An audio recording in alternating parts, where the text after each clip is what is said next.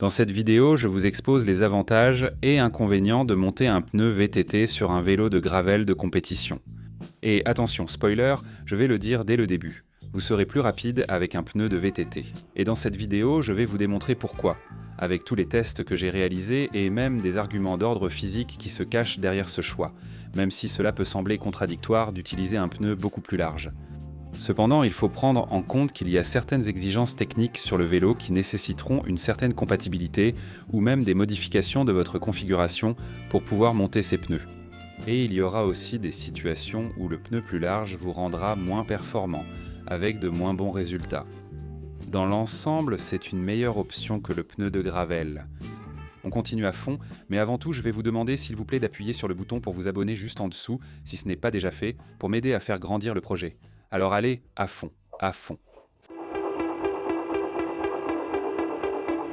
Avant de commencer, quelques explications pour le contexte, avec quelques avertissements importants. La première chose à prendre en compte, c'est que nous parlons de pneus de VTT contre pneus de gravel. Ce n'est pas le débat habituel dans la gamme gravel entre pneus étroits et pneus larges, mais littéralement la différence entre utiliser la gamme gravel des marques de pneus ou la gamme VTT. Ce n'est pas du tout la même chose de monter un pneu VTT de 50 mm de large qu'un pneu gravel de 50 mm de large. Il y a des arguments techniques, voire physiques, que je vous expliquerai plus tard, mais disons qu'aujourd'hui nous allons parler de cette différenciation. D'un autre côté, nous parlons uniquement de gravel de compétition. Toutes les autres variantes du gravel, le bikepacking, l'exploration, tout ça, je n'y touche pas pour l'instant.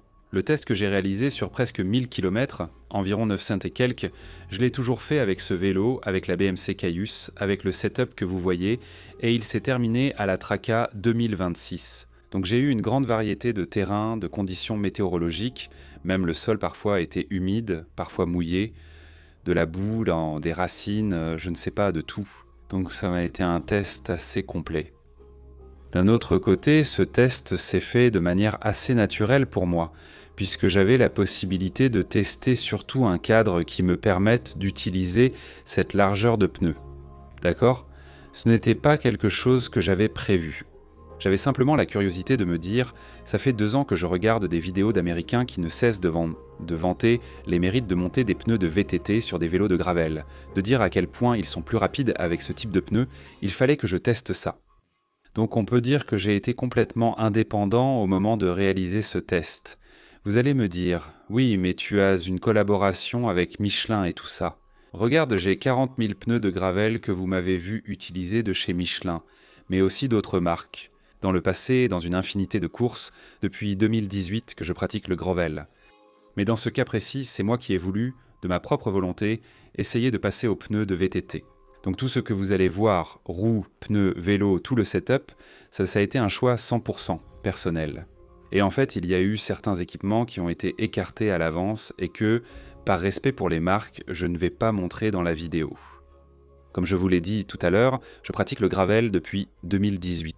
J'ai commencé avec des jantes de 20 mm de largeur interne et des pneus de 35 mm son. Je crois que c'était la configuration que j'ai utilisée pour ma première course de gravel ou ma première aventure en bikepacking, je ne me souviens plus. Mais bon, je suis passé par toutes sortes de tailles, c'est-à-dire des pneus de 38 mm, 40, 42, 45. Et dernièrement, je pense que la norme s'est établie et moi aussi je suis resté avec 25 mm de largeur interne de jantes et 45 mm de pneus gravel. Avec ça, j'ai fait une infinité de courses. Santa Valley, j'ai fait Rancho, j'ai fait beaucoup de courses, même Traca ces dernières années. C'est vrai que dernièrement, par exemple, la dernière Santa Valley, j'étais passé à 47 mm de pneus. Et à la Garba, j'ai même monté un slick de Michelin, un pneu presque slick de gravel de Michelin de presque 50 mm, que j'avais avec ses jantes high level de 32 mm de largeur interne. Mais disons que le saut final a été cette Traca avec un pneu de VTT en 2,25. Nous commençons avec les exigences techniques et la première est très évidente, très claire. Et c'est que si vous n'avez pas un cadre qui vous donne au minimum 50 mm de passage de roue, vous ne pourrez pas jouer à mettre des pneus de VTT. Parce que je pense que le pneu de VTT minimum recommandé serait du 2,00 et ça vous donnera à peu près ça, environ 50 mm de largeur. Il faut prendre en compte que les marques de vélos sont obligées de laisser 6 mm supplémentaires au total. En raison de la norme ISO, donc si une marque vous dit qu'il y a 50 mm de passage de roue, en réalité vous pourriez aller jusqu'à 56. Mais vous risquez que la garantie ne vous couvre pas si un problème survient, car vous avez utilisé le matériel au-delà des indications officielles de la marque. Pour que vous compreniez avec des chiffres, avec le vélo que j'ai testé, ce BMC Caius a un passage de roue maximal officiel de 52 mm, autant à l'avant qu'à l'arrière. Mais en ajoutant ces 6 mm supplémentaires, surtout à l'arrière parce que la fourche a beaucoup plus de passages de roue. Donc en ajoutant ces 6 mm supplémentaires, j'ai réussi à monter ces pneus Michelin en 2,25 avec une jante de 32 mm de largeur interne. À l'arrière, c'est très juste, mais ça passe. Et bien sûr, c'est là qu'on trouve le premier inconvénient. On analysera ensuite les points positifs et négatifs. Mais déjà pour commencer, on voit que lors d'une journée boueuse, avec beaucoup de boue, je ne recommanderais pas d'utiliser ce montage sur ce vélo, car il est très probable que le passage de roue se bloque à cause de la boue, des branches ou de tout ce qui pourrait s'y coincer. Et dans ce cas, le vélo ne pourra pas avancer. Donc pour l'instant, sur ce vélo, avec une largeur aussi énorme, j'aurais aussi pu monter un pneu un peu plus étroit, un 2,10 ou quelque chose comme ça. Au moins, dans son état actuel, dans la boue ou sous la pluie, je ne pourrais pas rouler avec. Beaucoup de gens pensent qu'au que le changement de comportement du vélo et la largeur du pneu sont déterminés uniquement et exclusivement par le pneu. Et non, ici il y a une grande combinaison entre la roue, essentiellement la jante, et le pneu. Pour monter en toute sécurité un pneu aussi large que ceux de VTT, il nous faut une très bonne base, une largeur interne de jante très importante. Il y a environ un an, Zipp a lancé les Explore 303. J'ai testé les deux modèles, et je dois dire qu'ils ne sont pas vraiment à mon goût. Oui, ce nouveau standard qu'ils ont proposé de 32 mm de largeur interne de jante me semble être une excellente idée. Plusieurs aspects de ces roues ne me conviennent pas, notamment leur compatibilité limitée à peu de modèles de pneus. Ou par exemple le fait qu'elles aient un profil de 54 mm sur la jante, ce qui esthétiquement rend très bien sur le vélo. Cela finit par dépasser les capacités d'absorption de la roue, car vous savez qu'il faut qu'une roue puisse absorber correctement les impacts. Pour faire face à ces impacts, il vous faut un rayon aussi long que possible. Plus la jante a de profil, plus le rayon est court et moins la roue absorbe. Donc ça n'a pas beaucoup de sens. D'un autre côté, mettre autant de profil en pensant à l'aérodynamisme. Si tu mets un pneu avec beaucoup de volume, il ne s'élargit pas seulement, il grandit aussi en hauteur. Donc la combinaison pour profiter du vent latéral avec l'ensemble jante-pneu, vous voyez, il n'est pas nécessaire que la jante ait autant de profil, non? Alors qu'est-ce qui se passe ici? Eh bien, en gros, au début de l'année, la marque nationale High Level m'a contacté. Ils m'ont dit « Hey Daniel Race, nous allons sortir une nouvelle roue de gravel avec 32 mm de largeur interne. Il n'y a pas beaucoup de choix sur le marché actuellement, dans cette nouvelle largeur standard. Et voilà, je leur ai dit « D'accord, on va tester la roue. » Je l'ai testée et j'ai dit « Ça doit être ma roue pour la Traca. Pourquoi ?» Eh bien, comme je vous le dis, elle a 32 mm de largeur interne et c'est la clé aujourd'hui. Elle a un profil de 40 mm. Comme je vous le dis, pour moi c'est plus que suffisant parce qu'il faut chercher la bonne combinaison entre le pneu et la jante. Elle est montée avec des rayons Sapim. Elle peut être montée avec les moyeux de la propre marque High Level ou avec des DT Swiss 350. Moi je les ai commandés avec des DT Swiss 350. Donc tous les tests, je les ai faits avec eux et elles font 1404 grammes la paire. Donc au niveau du poids, c'est correct, ça ne s'envole pas. Et pour moi, ces roues représentent l'équilibre parfait entre robustesse, aérodynamisme et un poids que je considère comme correct. Donc voilà. Je voulais vous dire que si vous pensez à monter un pneu de VTT, surtout le prenez en compte de ne pas le monter sur une jante de 25 mm de largeur interne, 22,5 mm ou 20 mm, parce que ça va vraiment prendre une forme de champignon. Et en réalité, le vélo ne va pas se comporter comme il pourrait se comporter, même si vous avez changé le pneu. D'accord ? Si ces high level vous intéressent, je vous laisse un QR code ici. Je crois avoir un code de réduction. Je mets tout ici et dans la description si ça vous tente. Voilà, le cadre est prêt. Et on a déjà les roues. Donc passons maintenant aux pneus. C'est très important de bien choisir le type de pneu de VTT parce qu'ici, on peut vraiment faire une grosse erreur. Je vous explique. Il faut toujours choisir dans la gamme de VTT ceux qui roulent très bien. Que se passe-t-il ? Que la plupart des pneus roulants de VTT, de la grande majorité des marques, ont généralement des crampons centraux très bas, très rapprochés. Parfait. Mais un crampon latéral très haut et très incliné. Comme c'est le cas par exemple avec ce modèle que vous voyez ici, que j'ai utilisé pendant longtemps sur mes vélos de cross-country. Il faut comprendre que nous sortons complètement le pneu de sa zone de confort. Ce pneu, conçu pour un usage spécifique, est désormais utilisé différemment sur notre vélo de gravel, d'accord ? Et ces crampons latéraux très hauts vont faire qu'au moment où la roue touche le sol, sous la pression du poids, le pneu devient un peu carré. Cela va nous freiner, d'accord ? Donc je vous recommande, même si vous perdez un peu d'adhérence, surtout quand vous inclinez le vélo dans les virages, ça vaut le coup de chercher des pneus de cross-country, de VTT, qui ont aussi des crampons latéraux bas.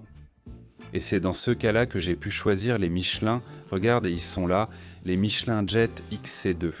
C'est un modèle que j'avais déjà utilisé, j'ai couru avec en cross-country en 2,35, mais dans sa version 2,25, je vois que les crampons, non seulement au centre, mais aussi sur les côtés, sont bas et ça va me permettre de rouler très vite avec peu de résistance. Et c'est le type de pneu que je vous recommande de chercher pour monter sur votre vélo de gravel. Taille 2, 2,10, 2,20, 2,25. Moi, je voulais vraiment aller à l'extrême. Je voulais déjà commencer à essayer des pneus de VTT de plus de 55 mm de largeur, non ? Donc, pour que vous compreniez, cette jante de 32 mm de largeur interne avec ce pneu de VTT de UX,25 me donne environ 50 à 58 mm de largeur réelle. Donc je voulais pousser le test à l'extrême. La question a 1 million d'euros. Pourquoi un pneu de VTT est-il plus rapide qu'un pneu de gravel ? Il y a différentes raisons. Je vais énumérer rapidement les plus importantes. Et on va commencer par le volume d'air. Dans un pneu de VTT de 2,25, il y a environ entre 50 et 60% d'air en plus que dans un pneu de 45 mm à la même pression. D'accord ? Cela signifie quoi ? Qu'avec un pneu de VTT, on va pouvoir avoir une pression plus basse. Et dans ce sens, on va pouvoir mieux absorber les chocs. Pour que vous ayez une idée, à Santabé, j'ai participé avec une jante de 25 mm de largeur interne et un pneu gravel de 47 mm de largeur. Et j'avais une pression aussi bien à l'avant qu'à l'arrière de 25 psi. Cependant, avec cette configuration, je suis obligé de rouler pour que ça fonctionne bien dans des conditions optimales à environ 22 psi, d'accord ? Pour commencer, remarquez que je suis passé par palier de 2 psi pour bien mesurer les pressions. Et en fait, avec ce type de configuration, je peux vous assurer que 24 à 25 PSI, c'est trop dur, et à 20 à 21, c'est trop mou. On dirait même que le pneu va déjanter. Il y a une énorme différence d'un PSI à l'autre. Moi, à 22, je suis vraiment bien. 23, c'est un peu dur, mais ça reste gérable. Donc voilà, vous voyez la grande différence au niveau du volume d'air et des pressions qu'on peut avoir à l'intérieur des pneus. Ensuite, d'un autre côté, il y a la construction même du pneu. Et c'est très important de bien le comprendre parce que les marques, d'une certaine manière, continuent toutes à beaucoup développer leur gamme gravel, car c'est relativement nouveau. Donc les marques de pneus, même si cela peut sembler contre-intuitif, au lieu de prendre un pneu tout-terrain, comme celui de VTT, et d'en faire une version plus étroite, ce qu'ils ont fait au début, c'est qu'ils ont pris la façon de fabriquer le pneu de route et l'ont rendu plus large. Et avec cela, les pneus de gravel ont hérité de la rigidité et de la manière de construction, donc de la rigidité des pneus de route. Et c'est là qu'ils perdent par rapport à la vitesse pure sur des irrégularités continues. Parce que vous savez, quand vous roulez sur la piste typique avec beaucoup de bosses ou beaucoup de petites pierres qui génèrent de petits impacts contre votre roue, eh bien, ce qui se passe là, c'est que nous avons besoin d'une grande capacité de déformation de la part du pneu afin que ces impacts soient absorbés par le pneu. Nous n'avons pas de suspension comme sur un VTT, donc tout est transmis à notre corps et cela va à l'encontre de l'inertie du vélo à grande vitesse. Si nous avons un pneu très rigide parce qu'il a hérité de la construction des pneus de route, etc., il ne sera pas capable de se déformer autant et par conséquent, toute cette vibration sera transmise au vélo, puis à nous. Avec ce type de carcasse, où la construction est justement pensée pour adapter le pneu au terrain dès le départ, pour qu'il s'adapte, disons, comme un gant à chacune des imperfections, pour que le cycliste, le VTTiste, ait plus de grippe. Ici, ce qui se passe, c'est que, appliqué au gravel, on a plus de déformation et donc plus d'absorption de ces irrégularités par le pneu. Donc, peut-être qu'à un moment donné, les marques vont s'y mettre et feront en sorte que les pneus de gravel soient plus déformables. Mais pour l'instant, c'est comme ça, et c'est là qu'on profite de l'avantage du pneu de VTT. D'accord. Et d'un autre côté, il y a une chose qu'on ne voit pas, mais c'est que sur les pneus, prenons l'exemple de 45 mm avec 25 mm de largeur interne, le flanc du pneu est très bas, d'accord ? Et il est aussi très rigide. Cependant, sur un 2,25 monté sur 32 mm de largeur interne, le flanc à l'intérieur de la jante, la partie du pneu qui reste à l'intérieur de la jante, est plus haut. Ce qui fait qu'on aura toujours plus de capacité à absorber les vibrations et moins de risque de déjanter. Et en général, une sensation beaucoup plus homogène, comme si la jante et le pneu formaient une seule pièce.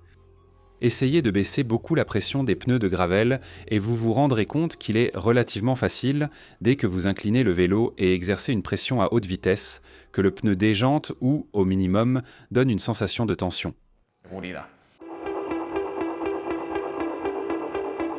Je pense que vous allez apprécier cette section sur les avantages et inconvénients et nous pourrons commenter de nombreux aspects intéressants. Nous la diviserons en catégories pour bien expliquer. Parlons d'abord des inconvénients des montées que nous allons rencontrer. Plus la pente est raide, plus c'est difficile. Pourquoi ? Parce qu'au final, la roue a plus de masse en rotation à l'extérieur. Dans une situation où il y a beaucoup de pente, on ne peut pas prendre de l'inertie parce que le vélo avance constamment, à basse vitesse. On se retrouve alors dans une situation où il est plus difficile de faire monter le vélo qu'avec un pneu et une jante plus étroits. Si à cela on ajoute que plus la montée est propre, plus tu seras désavantagé par rapport à d'autres concurrents qui ont un pneu de gravel plus étroit.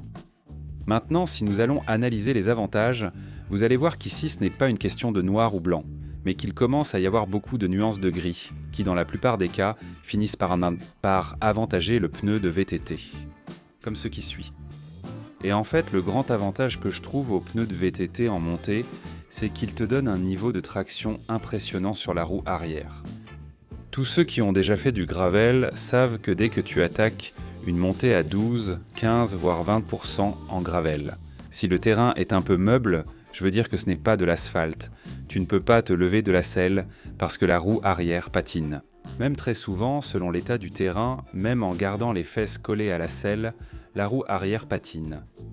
D'accord ? Qu'est-ce qui se passe ? Au moment où on monte ce genre de monstre, cette traction augmente et normalement tu peux te lever de la selle ou même en restant assis, tu auras beaucoup plus de traction que tes concurrents.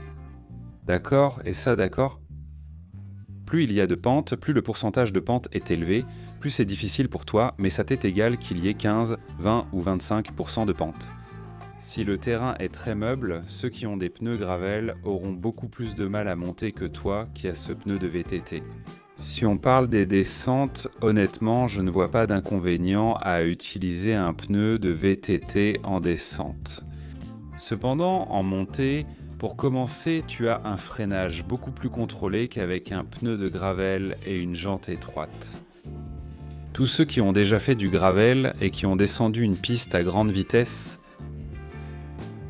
dès que tu touches le frein, le vélo, toi, tu n'as pas la capacité d'arrêter le vélo sur une très courte distance. Là, au moment où tu veux et en faisant le geste que tu veux, comme ça se passe en VTT, mais littéralement, tu es à la merci du moindre imprévu, que ce soit un chien, une brebis, une racine que tu n'avais pas vue ou quelque chose du genre.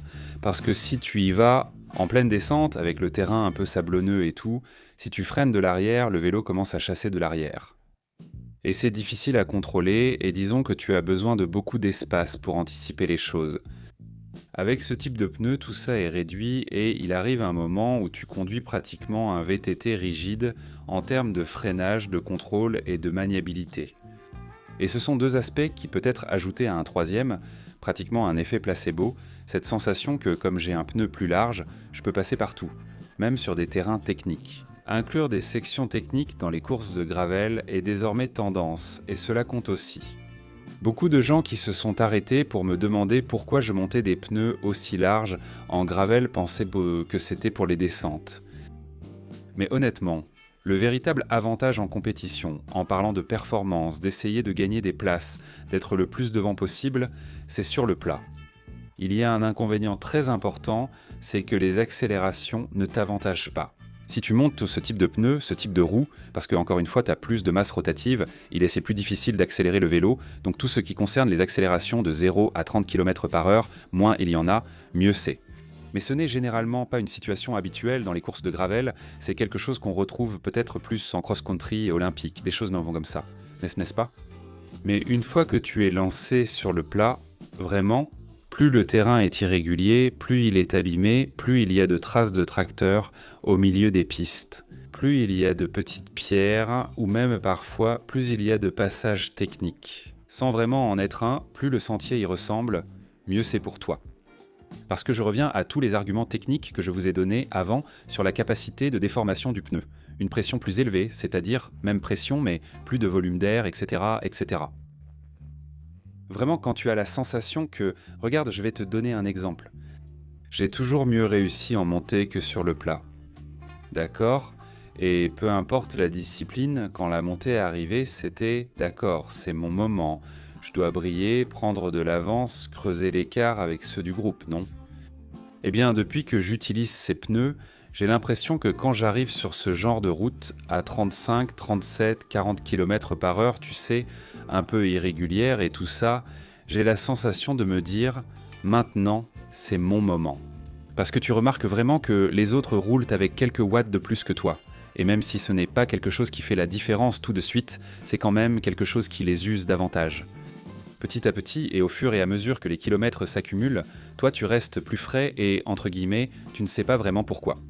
D'un autre côté, tout ce que tu as contre toi au niveau des accélérations, une fois que tu as déjà lancé le vélo à 30, 35 km/h, ça joue en ta faveur. Parce qu'il est beaucoup plus facile de maintenir l'inertie, beaucoup mieux, sans avoir besoin de mettre autant de watts. Parce que comme on l'a dit tout à l'heure, la masse rotationnelle fait que cette inertie peut se maintenir plus facilement. Et d'un autre côté, il y a une question de perception, et je ne peux pas donner de chiffres ici, mais honnêtement, sur de l'asphalte pur, je n'ai pas l'impression que ça me freine autant. Évidemment, ça freine plus qu'un pneu plus étroit, mais je n'ai pas l'impression que ça freine tellement plus qu'un pneu de 45 mm avec des crampons généreux comme ceux que j'ai ici derrière, avec lesquels j'ai participé à Santa Valley, pour donner un exemple. Et nous avons déjà la dernière catégorie, qui n'est pas liée aux montées, descentes ou plats, mais qui concerne des aspects plus globaux, que je pense qu'il était important de mentionner. Pour commencer, je ne recommande pas ce type de configuration, surtout avec un 2,25 aussi large que celui que j'utilise les jours de pluie ou quand c'est mouillé. Indépendamment du fait qu'il soit possible de bloquer le vélo avec de la boue, imaginez que nous avons un vélo sans problème, avec un dégagement énorme qui permet de monter à un 2,25 et d'aller dans la boue. Mais vous savez ce qui se passe ? Au final, ça freine trop.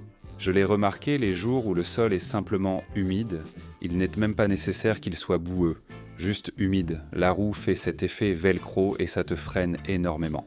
Je n'invente rien non plus, parce que si vous regardez par exemple les courses de motocross ou les rallyes automobiles, quand le terrain est humide, ils utilisent généralement des pneus plus étroits. En fait, regardez le cyclocross, ils ont, il me semble, un maximum de 33 mm de largeur. Même si c'est très mouillé, on utilise généralement des pneus plus étroits quand il y a de l'humidité que lorsqu'il fait sec. Donc je ne vous le recommande vraiment pas les jours de pluie, même si votre vélo le permet.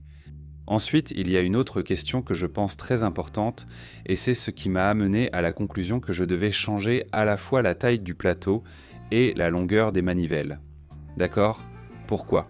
Eh bien parce que je vous ai dit que l'un des inconvénients, c'est que vous avez besoin de plus de force pour faire tourner la roue. Lors des accélérations de 0 à n'importe quelle vitesse, ou en montée, ce qui est en quelque sorte comme une accélération constante, parce que le vélo est ralenti par la gravité, n'est-ce pas ? Donc j'ai dû passer des manivelles de 170 mm que j'utilisais à peu près toujours à des manivelles de 165, ce qui, au-delà du fait que je me sente mieux biomécaniquement dans l'ensemble, elle facilite aussi l'accélération, d'accord? Et d'autre part, surtout le plateau.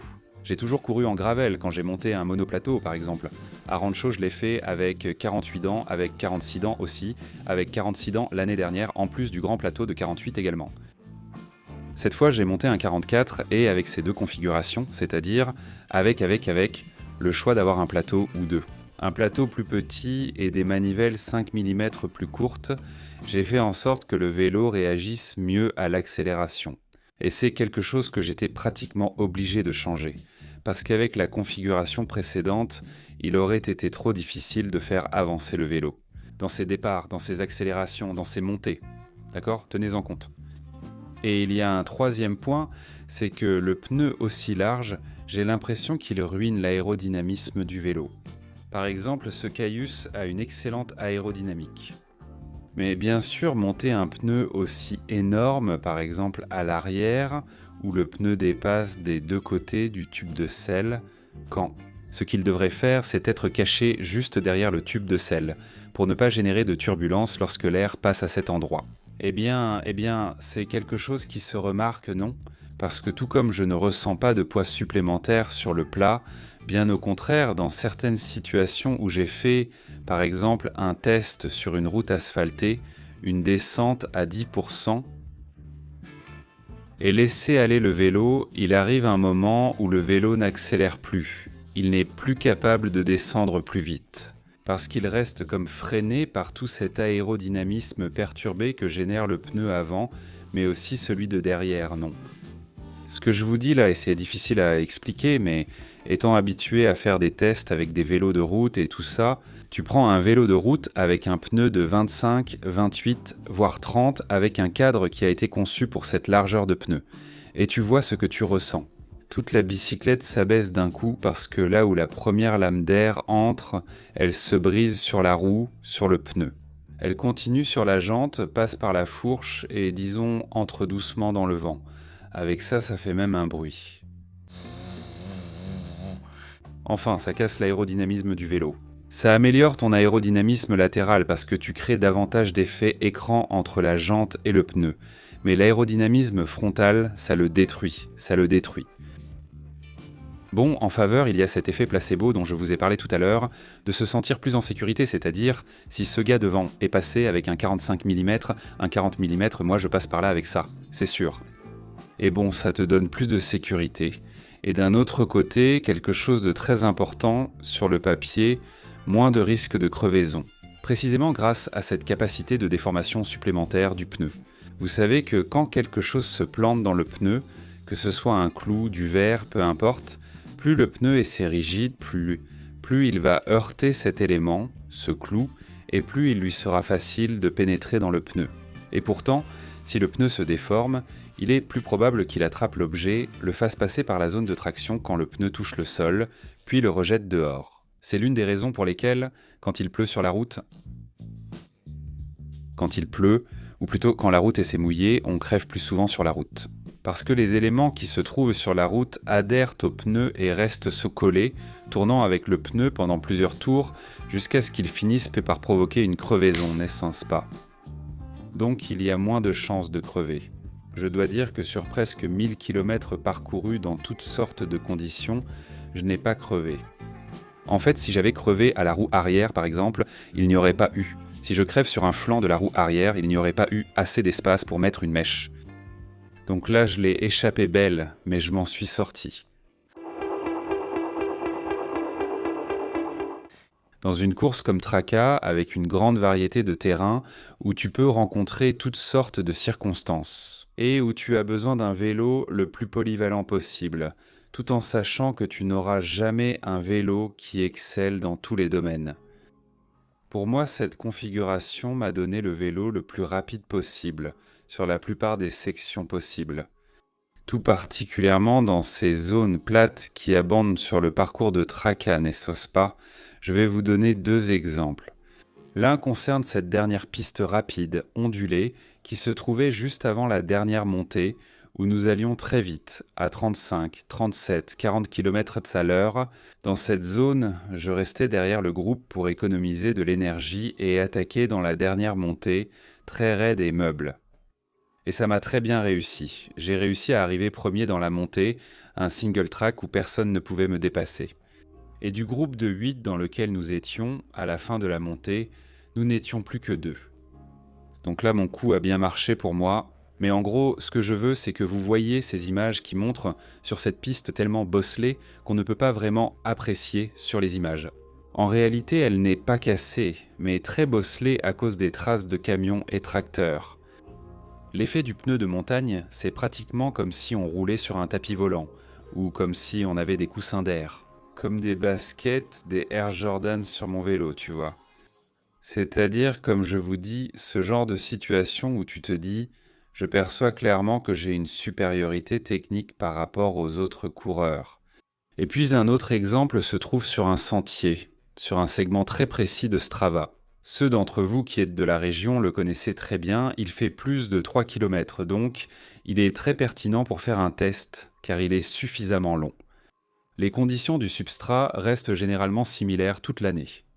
Parce qu'il se trouve dans une forêt, c'est un single track, et en plus, comme il est à l'intérieur de la forêt, il n'est généralement pas affecté par le vent. Et c'est un single track qui n'est pas technique, pas du tout, il est rapide et roulant, mais il est présent dans toutes les courses qui se font par ici. Dans toutes les sorties de groupe où on roule à fond, c'est-à-dire, là j'ai 300 000. Des chronos, d'être toujours passé à fond sur ce sentier, dans tout type de course, et en plus c'est un endroit où j'aime toujours aller. Passer en tête pour éviter les problèmes, car je le connais bien et sais aller vite. Et rester derrière peut faire que quelqu'un dévie, se trompe, peu importe, et me bloque, d'accord ?